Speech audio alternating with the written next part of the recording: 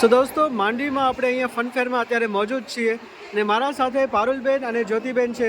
તો ચાલીએ એમના થ્રુ પર જાણીએ કે એમને કેવું લાગ્યું આ ફનફેર ને એમનો અનુભવ કેવું છે આ ફનફેર વિશે. જી પારુલબેન.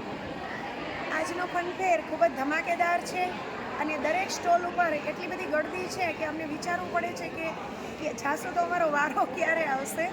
અને બહુ સારો રિસ્પોન્સ છે અને બધા ખૂબ જ ખુશખુશાલ છે. સરસ, thank you so much Parulben. Jyotiben, આપનું શું કહેવું છે આ ફનફેર વિશે?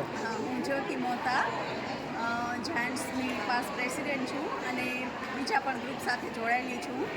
આજે અહીંયા શિવાલિક આનંદ મેળો છે અને એને જોવા આમ તો દર વખતે મેળા યોજાતા જ હોય છે અને સરસ બધાનું કરેલું છે આયોજન. તેમાં બધી જ વસ્તુઓ છે, ખાવા પીવાની પણ વસ્તુઓ છે, મસાલા અને એ પણ છે.